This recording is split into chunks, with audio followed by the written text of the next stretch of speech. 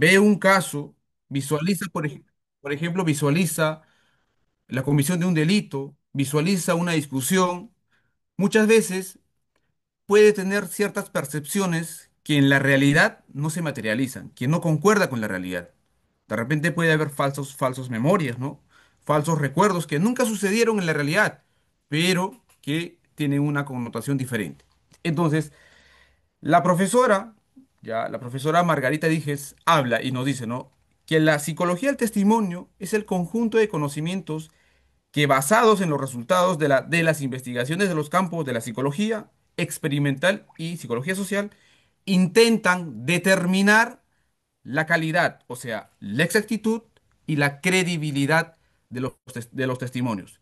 Que sobre los delitos, como ya les dije, ¿no? Uno puede visualizar, uno puede presenciar un hecho delictivo, uno puede visualizar un accidente o un suceso cotidiano, común y corriente que puede suceder. ¿No? Que básicamente que cuando yo visualizo un hecho, me puedo convertir en un testigo directo, o puedo ser un testigo indirecto, que yo pude haber de repente escuchado algo que una persona ha comentado. Soy un testigo de a oídas. Pero también la psicología de testimonio se aplica en todo, es toda aquella persona que tiene una información, previamente tenemos que analizar el contenido de esa declaración, la fiabilidad y la exactitud de esa declaración. Por otro lado, tenemos a la profesora Sotelo, que dice básicamente que la psicología del testimonio trata sobre la percepción de la memoria, por ejemplo, sobre la precisión con el cual un testigo va a relatar una información, que va a brindar una información. Porque testigo es todo aquel que tiene una información, ¿no? Que ha podido de repente tener o recabar esa información por fuente directa, o sea, él mismo ha presenciado, o que alguien le haya contado, ¿no es cierto? Entonces ahí tenemos dos, digamos, dos palabras, se podría decir, que demarcan mucho la definición de lo que es la psicología del testimonio, que es la exactitud y la credibilidad. ¿Ok? Luego tenemos a la profesora Juliana Mazzoni, que nos dice básicamente que es la capacidad, ¿no es cierto?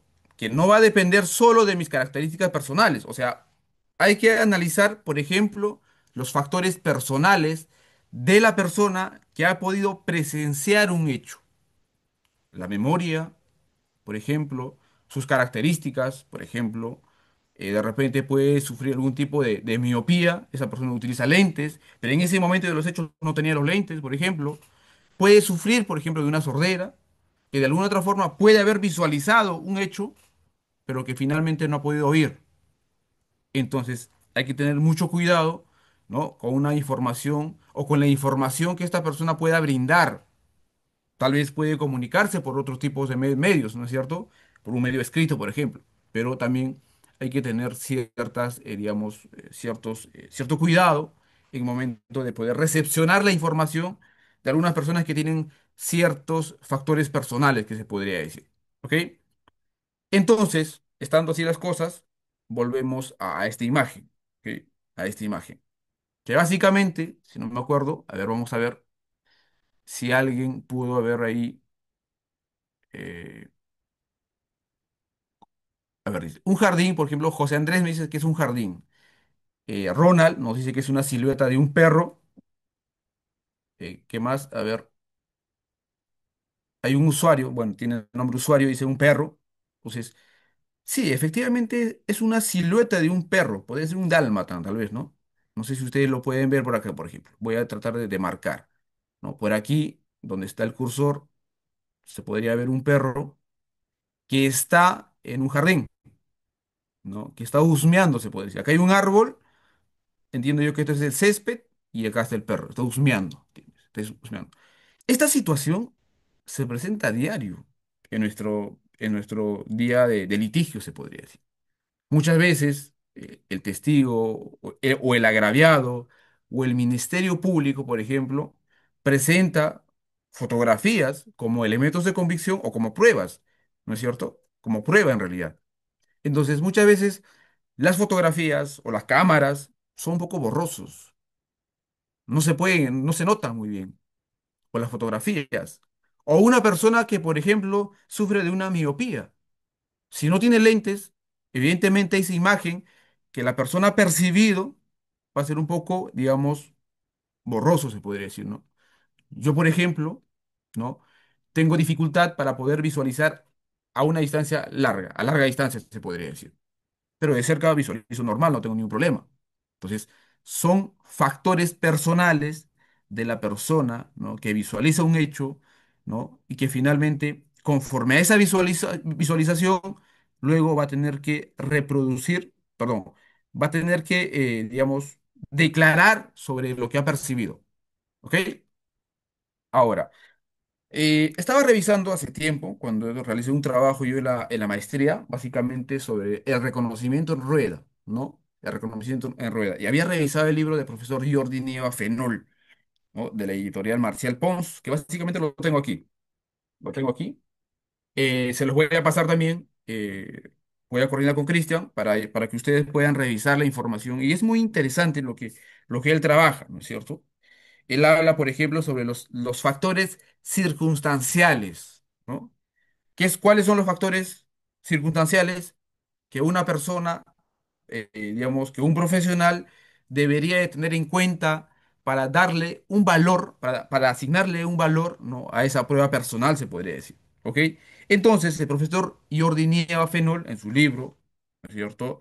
La identificación fotográficas y rueda de reconocimiento, de la editorial Marcial Pons, nos habla, por ejemplo, sobre los factores, por ejemplo, factores del suceso o del ambiente.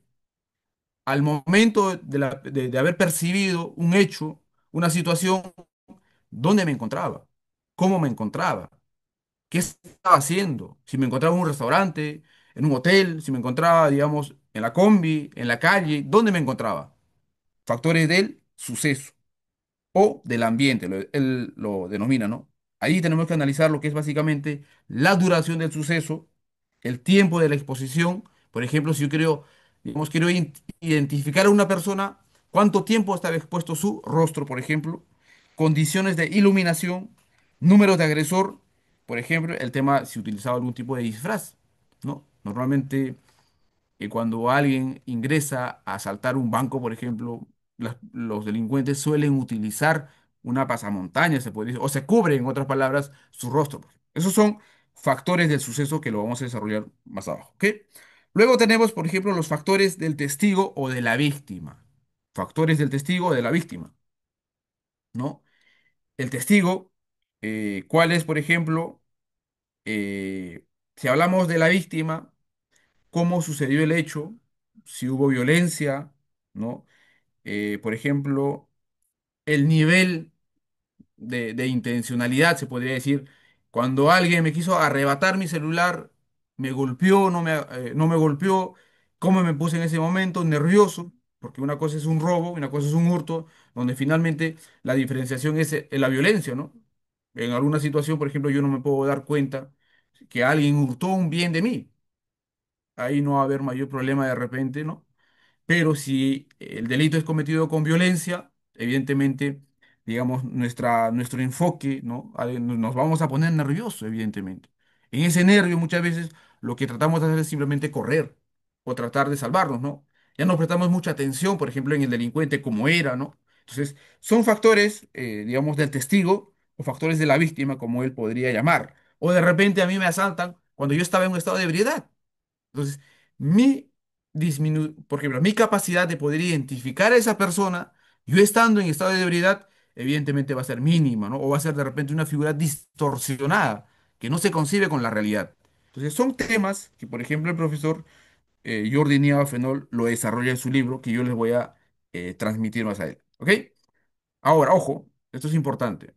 La psicología del testimonio, si bien es cierto, hoy en el Perú, se podría decir, está de moda, se podría decir, pero es una concepción equivocada, porque la psicología del testimonio ya tiene hace más de 150 años, inclusive más, digamos, como desarrollo, ¿no? En los libros, pero su origen se trasciende ya, digamos, a la aplicación, digamos, a la creación del derecho, se podría decir. Inclusive desde Roma ya se hablaba sobre la psicología del testimonio, claro, concretamente no con ese término, sino básicamente eran, digamos, tenían ciertas características para poder identificar cuando una persona, su relato es, digamos, es cierto cuando una persona está mintiendo de repente. De repente no era muy avanzado como hoy en día ya tenemos, ¿no es cierto? En el Perú, en España, por ejemplo, hay varios autores que desarrollan. Entonces, yo les recomiendo, por ejemplo, que puedan revisar el libro del profesor Antonio Manzanero,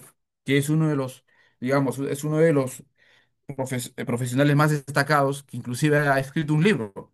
Acá tengo un libro de él, que es básicamente la psicología del testimonio, ¿ya? La psicología del testimonio del profesor Antonio Manzanero. Cabe destacar que fue el primer autor inclusive que yo escuché o que yo leí hablar sobre este tema, que también voy a tratar de compartirles ese libro en PDF para que ustedes puedan revisar. ¿Ok? Entonces, como ustedes saben, el testimonio es un medio probatorio que siempre se ha utilizado hace muchísimo tiempo. O sea, siempre ha existido, ¿no? El testimonio como prueba. O sea, desde hace años ha habido siempre, o siempre se ha dado, o en un proceso siempre hay una declaración testimonial. Entonces, ahora, ¿cómo le damos credibilidad o cómo podemos saber la fiabilidad de la declaración de una persona? O sea, cuando yo digo, digamos, la fiabilidad o la credibilidad, hablo del mensaje y del mensajero, ¿no? El mensaje, ¿qué tan fiable es? El testigo, ¿qué tan creíble es? ¿Es cierto su declaración? ¿O de repente tiene algún tipo de problemas al momento de poder percibir la información? ¿Se dan cuenta? Ok, vamos a ver el siguiente tema. A ver, vamos a ver. Aquí vamos a analizar un poco acerca de la fase de la adquisición de la información. ¿Cómo nosotros adquirimos la información? ¿Cuál es el proceso o el procedimiento, se podría decir? Aquí yo he tomado, ya, por ejemplo, del libro de la profesora Sotelo, ¿no? La identificación del imputado, ruedas fotográficas, ADN de los métodos basados en la percepción de la prueba científica, página 61 de la editorial Tirán Loblash. Ya, este es un libro es un artículo, finalmente, que yo he ubicado esta información. ¿Ya?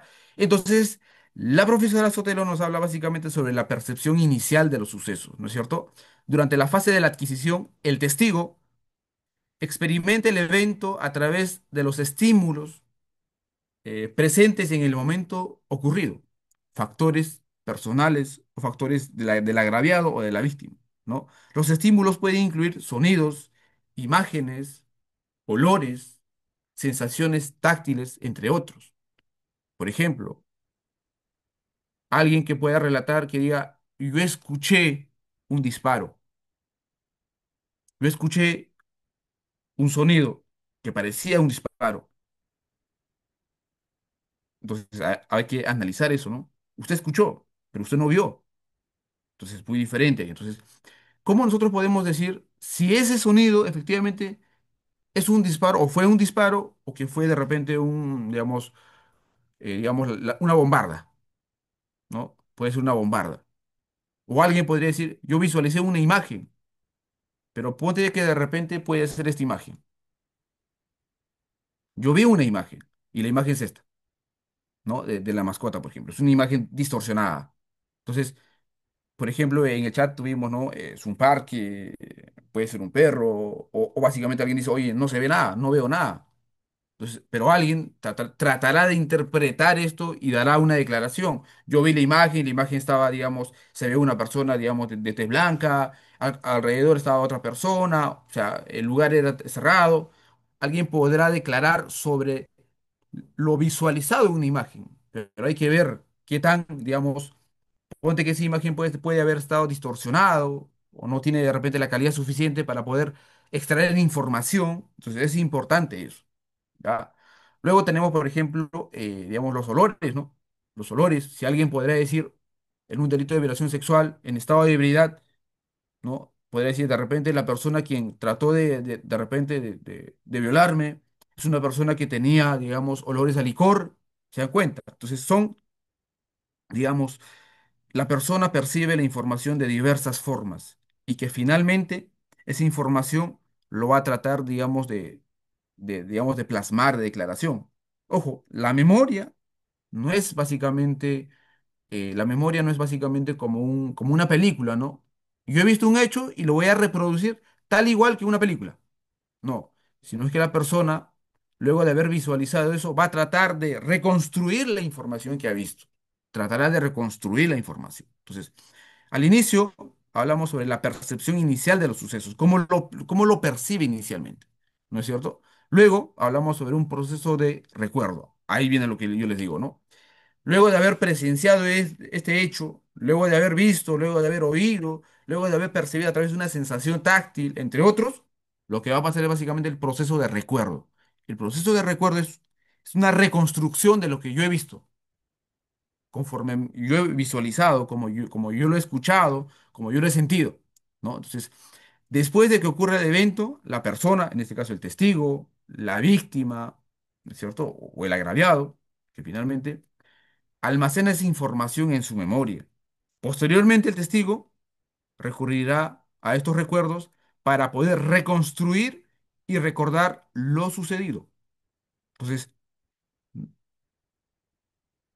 la declaración de una persona es la reconstrucción de lo que la persona pudo visualizar.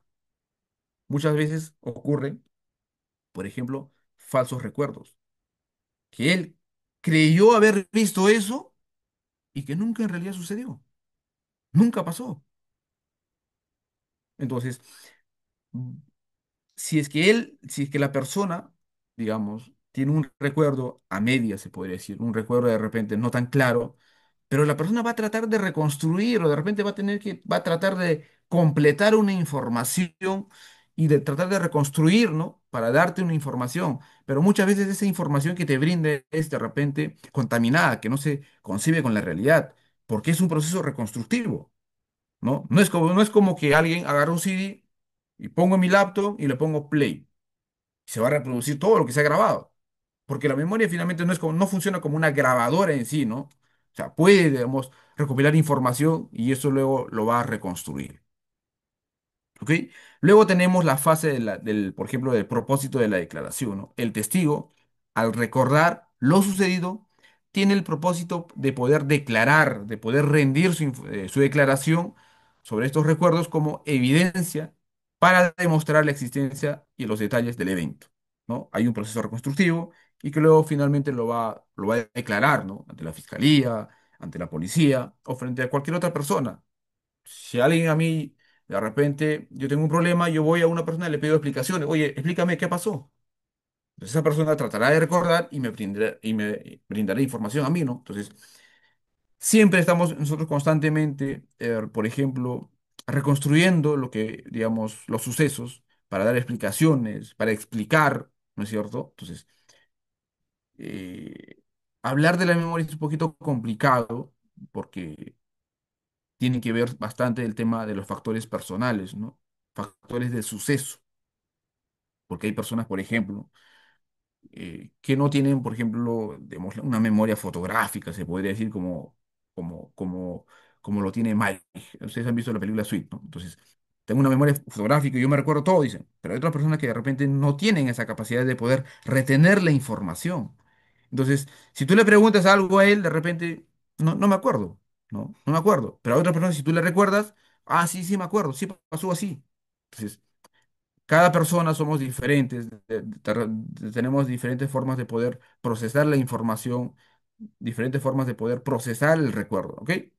Luego hablamos sobre la importancia ¿no? del imputado, ¿no? Durante el proceso de recordar y declarar, el imputado juega un papel fundamental, determinante, ¿no? La identificación del imputado puede influir en cómo el testigo recuerda y describe los eventos, ¿ya? Más adelante vamos a ver y vamos a analizar, por ejemplo, ¿qué pasa si una persona declara hoy día, por ejemplo, presencia de un hecho y declara el mismo día? Hay un margen de error, ¿no? Que puede ser de 5, 10 o 20%. Pero ¿qué pasa si esa persona declara mañana? También hay un margen de error que yo lo he extraído justamente de este libro lo he extraído, de este libro lo he extraído, ¿no? Que hace un experimento, ahí el profesor, y nos da esos datos, ¿no? Pero si una persona recuerda más de una semana, el margen de error se reduce. Pero si recuerda, por ejemplo, si declara más de 4 meses o 3 meses, el margen de error digamos, es altísimo. 50, 60, un 40% que puede ser. Eso lo vamos a revisar más adelante. Aquí está. Uno, los factores del suceso. Entre estos factores se encuentra, por ejemplo, la condición de la iluminación. ¿Qué tan importante es tener una buena iluminación para poder de repente presenciar un hecho? ¿Qué tan importante es, por ejemplo, tener el tema del tiempo? No es lo mismo ver a una persona un segundo, 2 segundos o 3 segundos, haber visualizado su rostro durante un minuto.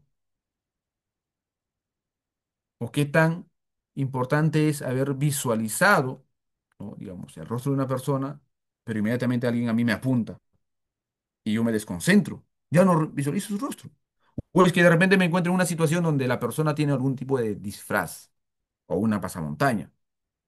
Puede haber visualizado de repente sus cejas, sus ojos, pero más allá ya no. Entonces eso es importante, ¿no? También incluye el tiempo o la duración de los hechos, factores del suceso, el tipo de hecho y la forma de agresión en lo que se dieron los sucesos, ¿no es cierto? No es lo mismo que a mí alguien digamos, me viene y me amenaza con golpearme, y si no le doy, pero lo estoy visualizando su rostro, ¿no? Pero no es lo mismo que lo golpeo y luego le quito sus cosas. Ahí posiblemente no va a tener la capacidad suficiente o el tiempo suficiente de poder visualizar el rostro. Entonces, ahora, si nosotros queremos aplicar esto en la vida real, ¿no es cierto? En una declaración policial, en una declaración fiscal, tenemos que preguntar, ¿no? Señora testigo, ¿y usted a qué hora se encontraba en tal lugar? ¿Y cómo era la visualización? ¿Cómo era, por ejemplo, la iluminación? Se pregunta. ¿Cuánto tiempo usted pudo visualizar el rostro de esa persona? ¿La persona tenía algún tipo de, digamos, algún tipo de pasamondad en el rostro? ¿Tenía algún tipo de disfraz? Entonces, lo que estamos haciendo es básicamente, primero, ¿no? Indicar cuáles fueron los factores de suceso en ese momento, para luego decir si es que el testigo, si la declaración del testigo es fiable o no es fiable, ¿no es cierto? ¿Es creíble o no es creíble? Entonces, eso es importante, aplicarlo, digamos, en la práctica, ¿no? Entonces, si ustedes de repente tienen algún tipo de declaración en ese, digamos, ante la fiscalía, pregunten, ¿no? ¿Cómo pasaron los hechos? Si había luz o no había luz, cuánto tiempo usted pudo visualizarlo, cómo fue la agresión, cómo fue usted que le quitaron sus, digamos, sus pertenencias. Entonces, eso es importante, ¿ok? Luego tenemos, por ejemplo, los factores del testigo o del sujeto. ¿Ya? En algunos libros lo van a encontrar factores del testigo o del sujeto. Para mí, lo mejor sería, ¿no? Factores del sujeto. Porque un sujeto puede ser la víctima, el agraviado, el testigo, ¿no? Entonces, nos dice, un efecto del estrés produce, ¿no? Básicamente que una persona que esté enfocado en un tema, pero cuando tienes estrés, tú te vas a de repente tener problemas en ese momento, te vas a poner nervioso, al final no vas a querer saber nada, simplemente te vas a proteger de algún tipo de agresión y no vas a poder visualizar el rostro de una persona, ¿no? Se enfoca en determinar detalles o puntos, haciendo que preste menos atención a otras características. Por ejemplo, si la persona tenía tatuajes o no tenía tatuajes, tenía algún lunar o no tenía algún lunar, si tenía algún tipo, algún rasgo diferenciador a alguna otra persona, ¿no es cierto? O si de repente tenía algún tipo de cicatriz. Entonces, es importante, como dice, los detalles importan. Es muy importante los detalles para poder, muchas veces esos detalles son los que marcan la diferencia en un caso, ¿no? Sí, la persona tenía un tatuaje, tenía un lunar tatuado, o tenía un cicatriz, o tenía un lunar. Entonces, un ejemplo claro de ello es la tenencia de un arma, dice, ¿no? Cuando en los hechos aparece un arma, la atención de la persona que está sufriendo un ataque se centra en el arma de fuego, ¿no? Y por este factor, el estrés perderá otros detalles, como las características de la persona que lo está atacando. Yo en un primer momento estoy visualizando a él, lo miro su rostro, pero finalmente me saco un arma. Y mi nivel de estrés lo que va a hacer básicamente aumentar. Me va a poner más nervioso. Y lo más probable es que voy a mirar el foco del arma, como la siguiente imagen, por ejemplo. ¿No es cierto? Entonces, me saco un arma y yo voy a mirar el foco del arma. Voy a perder de repente de vista, porque voy a estar atento ahí si me va a disparar o no me va a disparar. Entonces, son factores que permiten, digamos, la desconcentración de una persona y que además aumenta el nivel de estrés de una persona. A ver, vamos a conversar con ustedes, chicos. A ver, vamos a ver. Stephanie, ¿estás ahí? ¿Me escuchas? Jimena, de repente, Jackson, alguien que de repente que nos cuente, a ver, si ustedes están en este momento, digamos, en un suceso como esto, ¿qué es lo que harían? ¿Se centrarían, digamos, en el rostro de la persona? ¿O es que el nivel de estrés, por ejemplo, evidentemente, sí, pues no puede, puede pasar factura, ¿no? ¿Qué opinan ustedes, chicos? Julio, de repente, Marcos, Junior,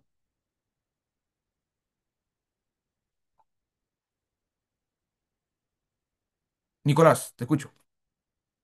¿Se me escucha, doctor? Sí, te escucho, Nicolás.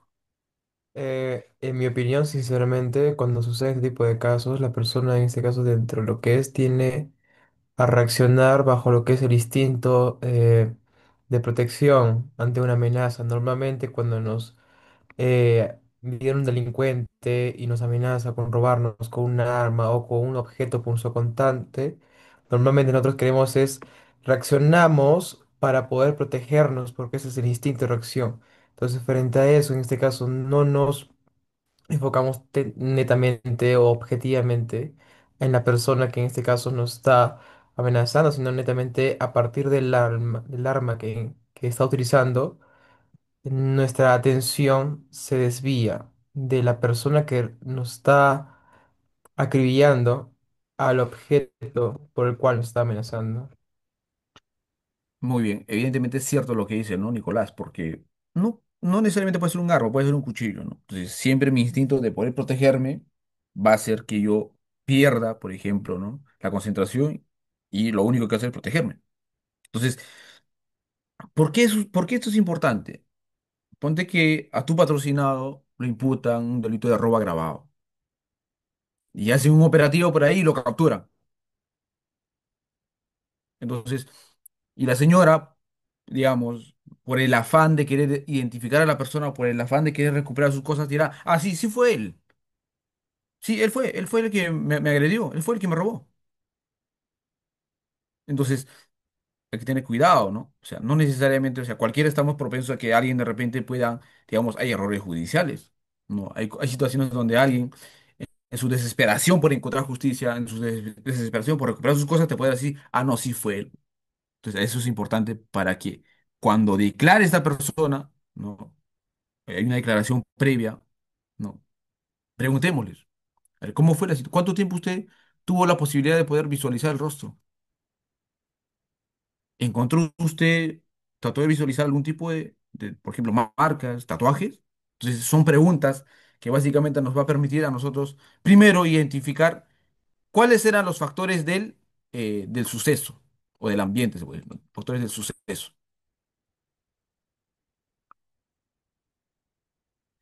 Ahora, eh, lo que estamos visualizando acá es básicamente es el foco del arma, ¿no? Es el foco del arma, que básicamente es un fenómeno donde la atención se centra en el arma del delincuente, descuidando otros detalles como los rasgos faciales. Elizabeth Loftus, esto es la profesora Elizabeth Loftus. Luego hablamos básicamente sobre la reducción en la exactitud de la identificación, ¿no? O sea, la presencia de un arma básicamente lo que va a hacer básicamente es reducir la exactitud de la identificación porque ya no podré visualizar de repente el completo del rostro. Visualizaré de repente algún rasgo característico que por ahí, bueno, pues pude haber visualizado, pero se disminuye la exactitud de identificación. Luego hablamos, por ejemplo, sobre el efecto del estrés y el arma, ¿no? En el estrés y el arma tenemos mi factor, mi instinto de poder defenderme, pero tengo un arma que me están apuntando porque me pueden disparar en cualquier momento, ¿no? Entonces, la sola presencia de un arma puede estrechar el foco perceptivo y disminuir la capacidad de poder identificar independientemente del nivel de estrés. Ahí nos dice la profesora Elizabeth Loftus. ¿Ya? Luego tenemos, por ejemplo, la respuesta defensiva y, digamos, la amenaza percibida del arma puede provocar respuestas defensivas, un deterioro de la capacidad de la persona para poder describir y reconocer al agresor, ¿no? Entonces, ahí son factores que de alguna u otra forma tenemos que evaluarla, si tenemos que preguntar a un testigo, si tenemos que preguntar, por ejemplo, al mismo agraviado cuando dé su declaración, tenemos que hacerlo. Hay que hacer preguntas respecto a los factores del sujeto o del suceso. Tenemos que hacerla. Entonces, es importante. Muchas veces las sentencias judiciales se fundamentan básicamente en una declaración de un testigo, que puede ser de repente la prueba fundamental, o un delito de violación sexual. Entonces, es importante saber realizar correctamente las preguntas y preguntemos por objetivos. Mi primer objetivo es básicamente determinar, por ejemplo, los factores del suceso, cómo se dieron. Segundo objetivo, determinar los factores del sujeto. Entonces, es importante eso. Es importante. ¿Qué tan creíble es esta persona? Bueno, primer objetivo, determinar la fiabilidad, ¿no? del testigo, por ejemplo. Entonces, siempre preguntemos o contrainterroguemos con objetivos claros, con objetivos, para saber hacia dónde vamos, qué es lo que queremos concebir, qué es lo que queremos, digamos, encontrar, cuál es mi objetivo, hacia dónde voy. Y en base a eso, vamos a formular nuestras preguntas, ¿no? Vamos a armar nuestras preguntas. Aquí hablamos básicamente sobre la fase de la retención, ¿no? La memoria es capaz de fabricar recuerdos falsos, como dice. O sea, una persona es capaz de poder fabricar recuerdos falsos, ¿no? Un hecho que de repente nunca ha sucedido, pero en mi memoria está. Entonces, es importante. La información de un suceso perdura solo durante un cierto tiempo en la memoria de un testigo. Este tiempo que dura en la memoria puede ser minutos, puede ser meses o puede ser durante años. Normalmente los sucesos más impactantes, ¿no? Suelen de repente perdurar con mayor tiempo. ¿Alguien de ustedes se recuerdan qué estaban haciendo cuando ustedes, digamos, en junio del año 2005? ¿O alguien de ustedes se recuerda, digamos, qué estaban haciendo en el mes de junio cuando ustedes se encontraban en tercer grado de secundaria? Lo más probable es que no. Yo no me acuerdo.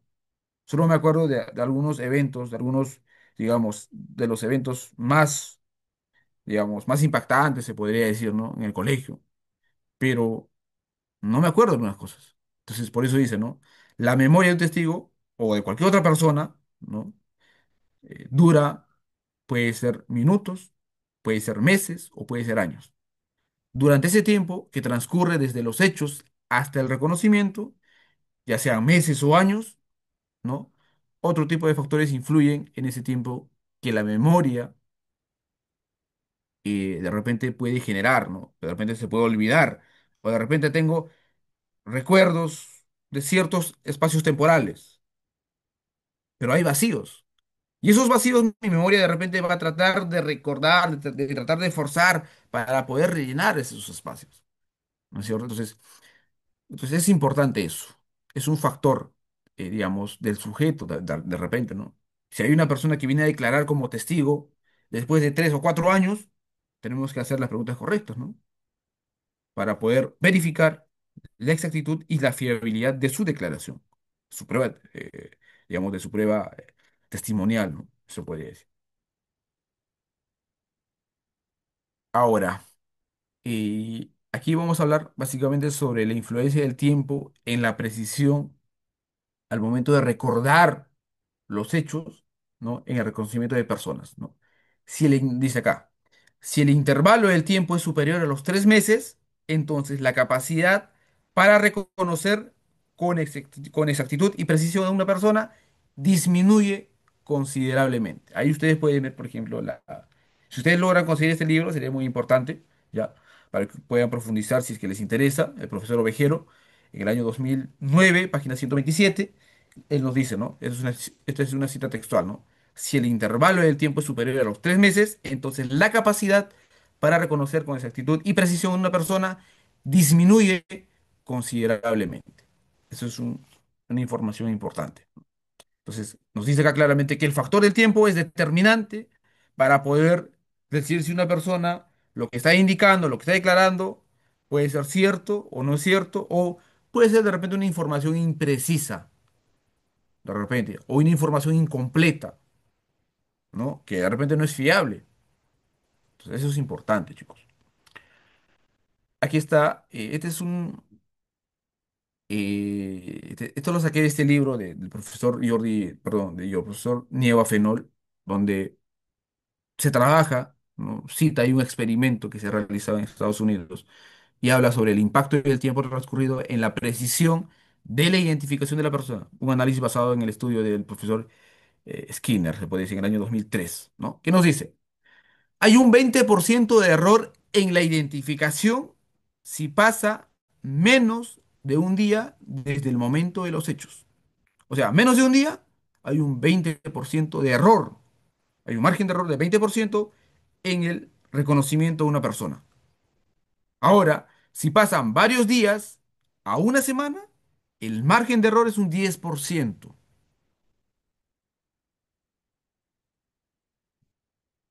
Ahora, si es más de 2 semanas, el margen de error es un 30%. Si es más de 2 semanas, cuatro, un año, 4 años, de repente, 2 años o meses mayores, básicamente el margen de error puede ser un 40%, inclusive más.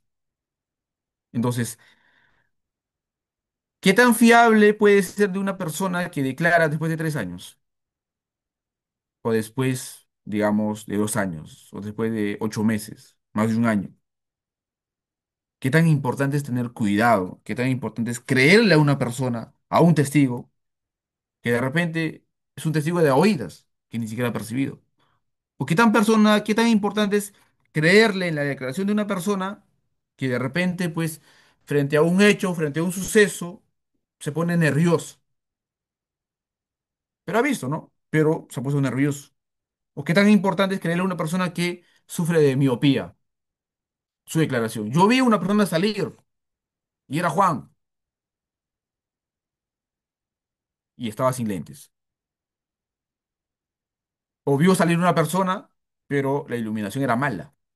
No había luz, no había iluminación. O solo escuchó. Entonces es importante evaluar estas situaciones. Este es un estudio que ustedes lo pueden ver en el libro del profesor Jordi Nieva Fenol, como los reitero. Yo les voy a pasar ese libro para que ustedes lo puedan revisar. A ver, voy a compartir otra diapositiva que había trabajado anteriormente para poder, digamos, aterrizar algunas ideas.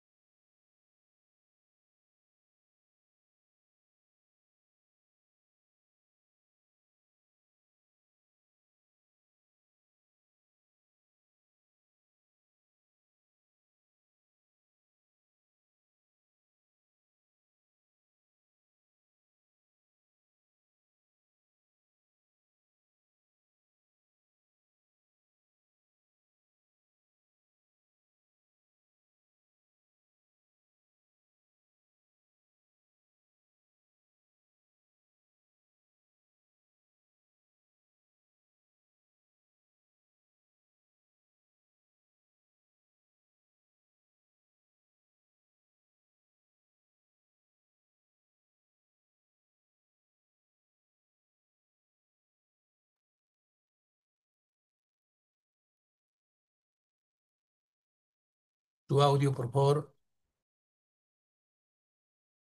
Ya, ahora sí me escucha, perdón. Esta es una diapositiva que había trabajado para una clase de exposición en la universidad, en el posgrado, y, y este es un hecho real. Solo que no he logrado ubicar la jurisprudencia, es un recurso de nulidad, no lo he encontrado. Es que se realiza un reconocimiento, digamos, fotográfico, si no me equivoco, ¿ya?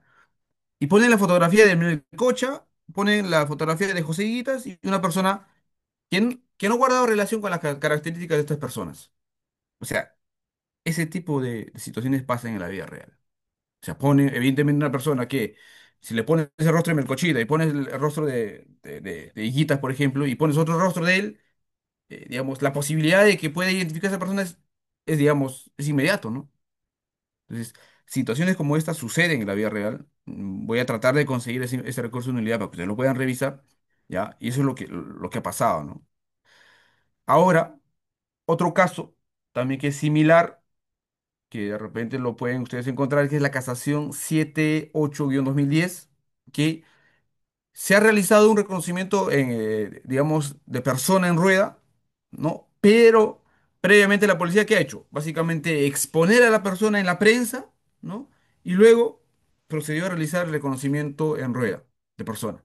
O sea, el testigo ya había visto a la persona quién es, el agraviado ya había visto quién es la persona, y cuando se hace el procedimiento, bueno, evidentemente va el agraviado, o va, digamos, la víctima, va y lo reconoce, sí fue él, porque previamente ya lo ha visto, ¿no? Entonces, se menciona por parte de la defensa en el cual dice que el reconocimiento físico, ¿no?, hacia el encausado Maldonado Flores es nulo. Fue realizado luego de que la autoridad policial convocara una rueda de prensa para presentarlo públicamente a nivel nacional, a nivel local, y luego lo presentó como autor del delito investigado. O sea, lo presentó. Esta es la persona que hemos encontrado, que había hurtado, había robado, ¿no? Ya, bueno, todo el mundo lo había visto. Y luego cuando se hace el procedimiento de reconocimiento en rueda, evidentemente la persona lo reconoce inmediatamente, ¿no? Es él. Entonces, ese procedimiento, por ejemplo, no es el adecuado. No es el adecuado. Aquí tenemos, por ejemplo, la base legal, ¿no? Entonces, la problemática que en ese momento nosotros habíamos tocado, que lo habíamos desarrollado básicamente, existe cierta ausencia de regulación clara sobre este tema, ¿no? Ahora, ¿qué pasa cuando la víctima no ha presenciado con claridad los hechos? Y aún así se realiza el reconocimiento en rueda de la persona, por ejemplo. ¿Cómo garantizamos los aspectos exteriores semejantes? Porque lo normal es que, digamos, si vamos a hacer un reconocimiento en redes, que haya 5 personas de aspectos similares, ¿no? De aspectos exteriores similares. La misma vestimenta, digamos, el mismo peinado, digamos, las mismas prendas, para que dentro de esas 5 personas pueda reconocer, digamos, digamos, la víctima pueda reconocer a la persona que finalmente ella percibió, lo visualizó, ¿no? Ahora, digamos, aquí nos encontramos, por ejemplo, si bien es cierto, hay una falta de logística, se podría decir, ¿no?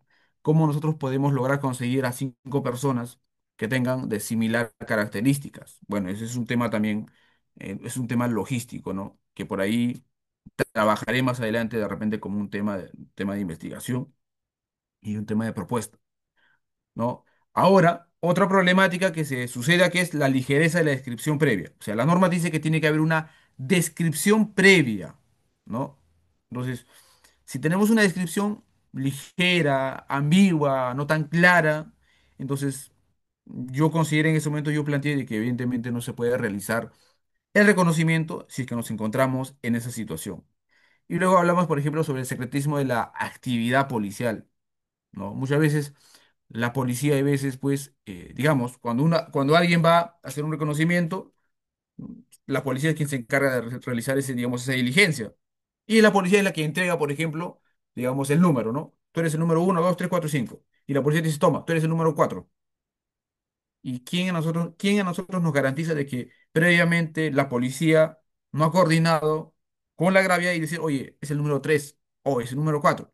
Y finalmente cuando, digamos, el investigado se acerca al lugar para reconocimiento, le entrego el número 3. Entonces, ahí creo que también debe de haber algún tipo de regulación, ¿ya? Otra problemática que también he visualizado hablando sobre este tema es que básicamente el Código Procesal en el artículo 189 habla sobre el reconocimiento de personas, ¿ya? Pero eh, no están, digamos, no está desarrollado cómo debe de realizarse, ¿no es cierto?, el procedimiento. Para eso tenemos el protocolo institucional específico, que habla básicamente cómo se debe de realizar un reconocimiento en rueda, ¿no? Dice acá, por ejemplo, la policía o fiscal, el reconocimiento debe realizarse por él o la agraviado testigo de forma oportuna, conforme a las circunstancias del caso, cumpliendo con la finalidad de la diligencia, ¿no es cierto? Luego acá tenemos, por ejemplo, el procedimiento de cómo debe realizarse. Ahora, este es un protocolo institucional específico que debe de aplicarse. Ojo, no es vinculante, o sea, no es obligatorio esto, ¿no? Entonces, si es que el Ministerio Público, por ejemplo, no ha seguido este procedimiento, ¿cómo yo podría luego cuestionar este mecanismo? Un segundo, por favor, que la batería se me va a bajar. Un segundito.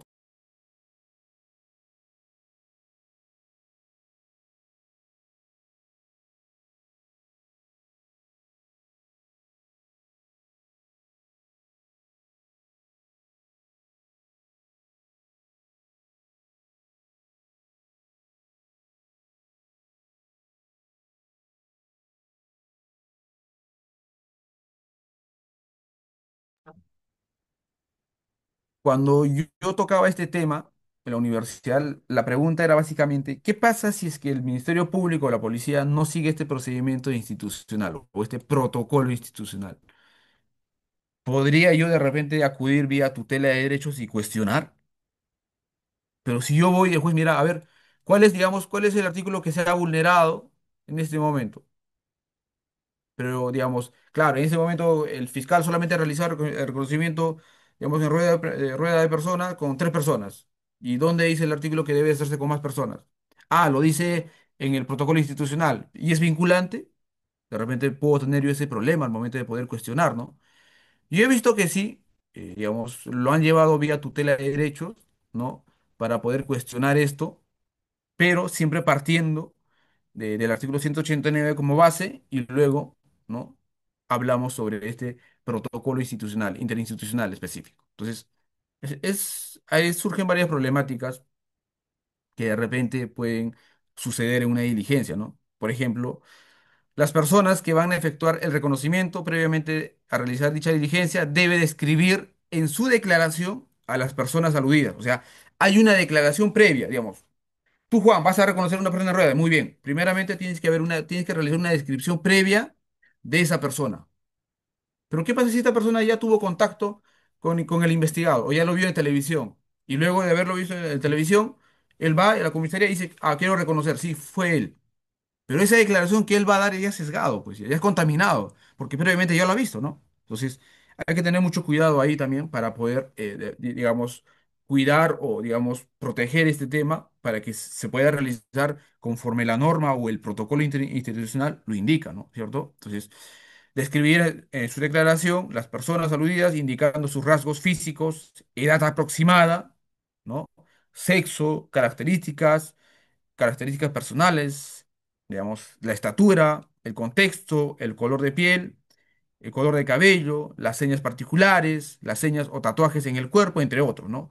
La descripción que se efectúe también deben detallarse en el acta de reconocimiento. Entonces, ¿qué tan importante es primero evaluar, ¿no? ¿Cuáles fueron los factores del suceso y cuáles son las características o los factores del sujeto que finalmente va a ir a declarar, ¿no? Va a realizar una descripción previa. Entonces, ahí podríamos de repente realizar, digamos, cuestionar algunos puntos. Es importante eso. Ahora, número tres, el personal policial o la fiscalía debe indicar a la persona que reconocerá que se le pondrá a vista un grupo de personas de características similares para que pueda reconocer entre ellos a las personas o al presunto autor, al partícipe u otras personas relacionadas con los hechos delictivos. Asimismo, se garantiza que se va a reconocer, digamos, a reconocer a no ser visto por un grupo de personas. O sea, en este protocolo tampoco nos dice, por ejemplo, cuál es la cantidad de personas que se debe, digamos, de poner en la palestra, digamos, para que se pueda realizar. Los manuales, digamos, los libros, nos dicen cinco personas, ¿no? Que deberían estar como mínimo para que se pueda realizar el reconocimiento de personas, como mínimo. Entonces, ahora la problemática sería, ¿no? Oye, pero ¿cómo logro yo conseguir cinco personas con rasgos similares, ¿no? O mismas características. Inclusive, para llevar esta diligencia, ha habido situaciones en donde los mismos efectivos policiales se tuvieron que vestir, ¿no? Y finalmente vino la persona reconocida y dijo, ¿quién fue? Ah, fue él, el efectivo policial.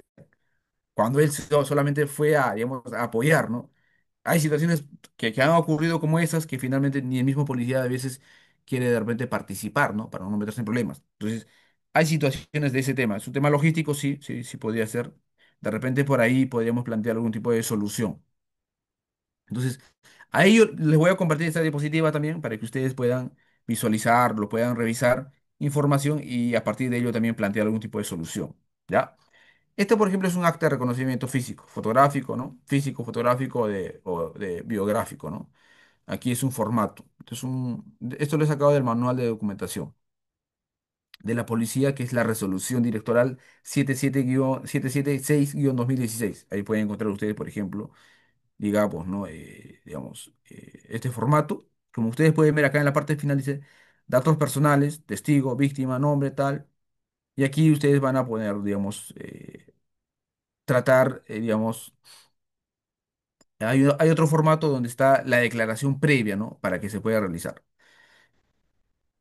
Yo me recuerdo que en ese tema yo había planteado una propuesta. Esta era mi propuesta de solución en ese momento cuando yo había puesto, ¿no? Agregarle al artículo 189 de reconocimiento de personas estos tres numerales, ¿no? Numeral 6. El imputado tendrá la posibilidad de escoger su número de fila, como yo les había mencionado, ¿no? A mí que me asegura que de repente el efectivo policial ya conversó con otra persona, con el agraviado, y decir, oye, va a ser el número 3 y previamente ya tienes información, y cuando la persona va y dice, ah, es el número 3. Entonces, para evitar ese tipo de situaciones, mi propuesta era que el imputado tenga la posibilidad de poder escoger su número. Ya, uno 2 3 4 5 ya, yo quiero el número 4 o yo quiero el número 2 o quiero el 3. Tenga la posibilidad de poder escoger, ¿no? En el procedimiento de reconocimiento físico. Numeral 7. Eso era como propuesto, ¿no?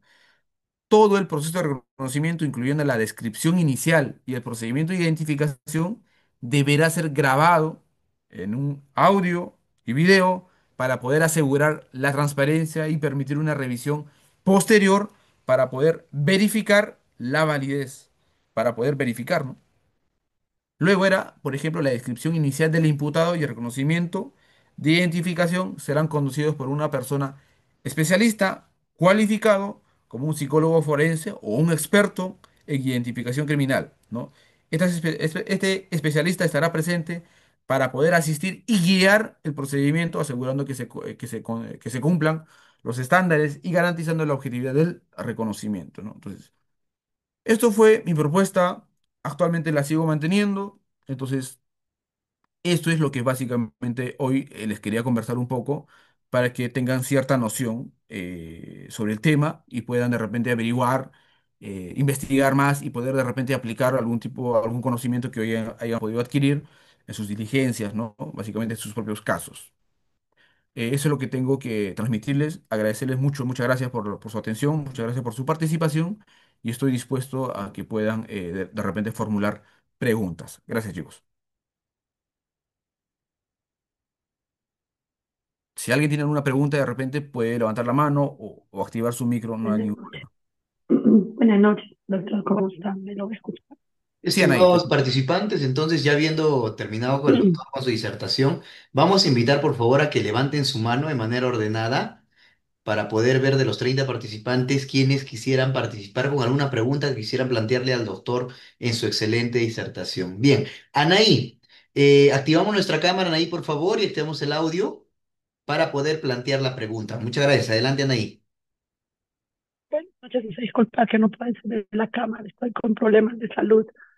No hay problema, doctor. Pero es muy importante lo que acaba de señalar, doctor. Yo quería hacerle una pregunta, quizás, o algún comentario. Eh, eh, Ahora, en las últimas líneas de su disertación, ofrece como una alternativa que esta diligencia de que reconocimiento en rueda pueda ser grabada o filmada. Eh, Más allá de los problemas logísticos que tenemos como fiscales para hacer este tipo de diligencia, eh, ¿cómo sería el ofrecimiento de este video de diligencia de reconocimiento en rueda? ¿Tendría que ofrecerse como un medio de prueba?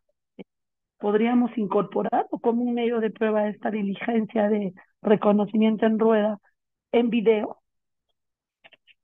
Eh, Sería, en todo caso, también, más allá del acta de reconocimiento en rueda, podría ofrecerse al órgano de prueba. ¿Cuál sería su postura? Gracias. Gracias, Anaí, por tu pregunta. Sí, por ejemplo, este video, más que todo yo iba por un tema de que si es que hay algún tipo de cuestionamiento, ¿no es cierto?, en el procedimiento que se ha realizado, el agraviado o el afectado pueda ir, ¿no? Pueda ir y solicitar el video, y si tiene algún cuestionamiento, lo puede presentar como prueba, ¿no? Lo podría presentar como medio probatorio para finalmente cuestionar algún tipo de, digamos, digamos, si es que dijo que la persona tenía tatuajes, ¿no? Digamos, de mariposas, pero esta persona tiene un tatuaje, sí, tiene un tatuaje, sí, pero tiene de otras características. Entonces, hay una inconsistencia en su declaración. Primero dijo que tenía un tatuaje distinto, pero luego dijo que tiene otro tatuaje. Entonces, me parece que sí lo podríamos presentar como un medio probatorio, ¿no? Para poder contradecir, ¿no?, esa declaración. Sí se podría utilizar. Creo que hoy en día me parece que hay una nueva modificatoria donde inclusive ahora se indica que las declaraciones testimoniales deben de ser grabadas, si no me equivoco. Entonces sí, sí podría utilizarse, creo yo, como yo lo podría utilizar. Yo lo podría presentar si en ese momento de repente tendría ese material y yo quiero de repente cuestionar, digamos, la declaración testimonial, porque no es exacto, no es creíble su testimonio, yo lo utilizaría para poder de repente cuestionar ese punto. Muchas gracias, doctor César. Gracias también a la doctora Anaí, por la pregunta. Ahora vamos a pasar al doctor Hernán. Adelante, doctor.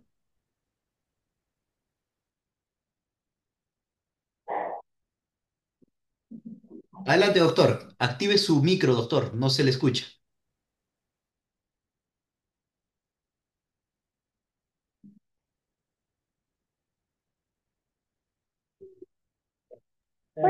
Doctor Hernán, no se le escucha. A las 5:40. Doc- Doctor Hernán, no se le escucha. Tiene que activar su micro.